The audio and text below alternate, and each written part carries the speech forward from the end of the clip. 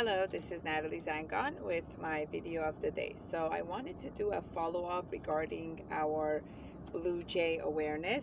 We got the bracelets in, we're ordering the flags and the packages and the boxes. We are so excited about launching this. So the Blue Jay awareness is to create a sensitivity and awareness and education to everyone in the community about kids and adults that have disabilities that you cannot see with your eyes. When you think of a disability, you may think about crutches, wheelchair, cane, um, uh, a helping assistant person with them, but some of the disabilities we're talking about is nothing you could see with your eye. So the person can appear just like everyone else, but they're struggling with certain disabilities that you cannot see with your eyes, but they are carrying it within themselves. And it's important to have awareness and sensitivity to that, so that when you or your kids or your family come across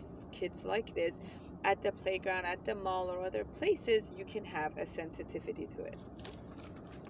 So some of the ones I wanted to go over today was autism, ADD or ADHD, SPD, ODD, learning disability, dyslexia, and selective mutism. So children with autism, some of you might have seen the movie Rayman, or there's a lot of other movies out there. Um, as what was that movie? Life is like a box of chocolate, like these movies. But kids or adults with autism, there is a big spectrum. So there's different forms of autism. There was something that used to be called Asperger that now is on the autism spectrum. So it's a whole spectrum, or sometimes kids can have characteristic of an autistic child, but not have the full diagnosis criteria could qualify for the diagnosis. So kids with autism usually have a hard time making eye contact. They have difficulty with personal space. They're not very into touching or hugging. They might do certain things with their hands when they get nervous. They might sit in a corner or play with something over and over. When there is a subject that they like, they love discussing it and knowing the ins and outs and the details of it. They get very focused on something, and it's hard for them to shift. It's very hard for them to go from one thing to another, and it's very hard for them when you change routines on them.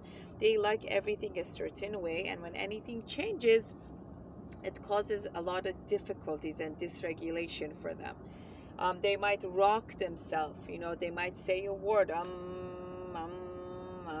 to calm themselves down, or they might repeat a verse to get themselves to be calm again. They might have they might kind of like come in your space, but they don't realize that they're coming in your space, or they might not like to be touched. Many times kids with autism also struggle with SPD. SPD stands for sensory processing disorder. These kids sense everything on another level. They smell things from 2 rooms away.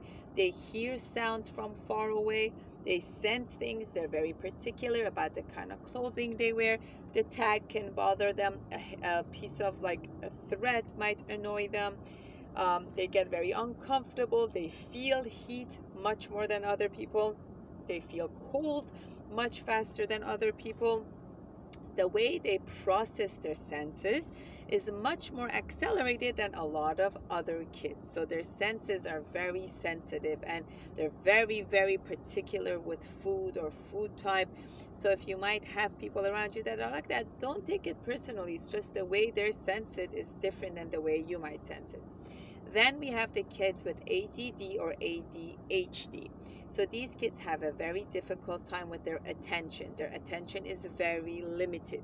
So they might go from topic to topic. If you have the word H, that attention deficit hyperactive disorder. So not only they have a difficult time with their attention, but they're also very hyperactive. They go from one subject to another subject. They go from here to there. They can't sit still. They constantly like want to move. They get fidgety. All those famous Fidget toys came because of the kids with ADHD, because that's how they get entertained.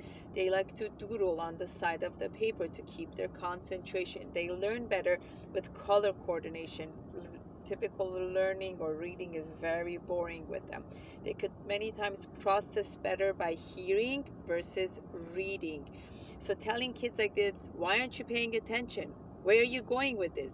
Is not really going to work, because it's just a difficult thing they do. So the best is when you notice them getting sidetracked, and say, do you want a minute? And then we'll go back again. Or say, why don't you get up and stretch? And then we'll continue learning. They're not doing it intentionally. They go from one subject to another, because that's how their minds is scattered. Because of the lack of dopamine in their brain, they constantly need something else to get their attention and to get them focused and excited about something. So other people can be entertained, but they wander off about the leaf, about the flower, about the plane that just went by. They daydream a lot, and they get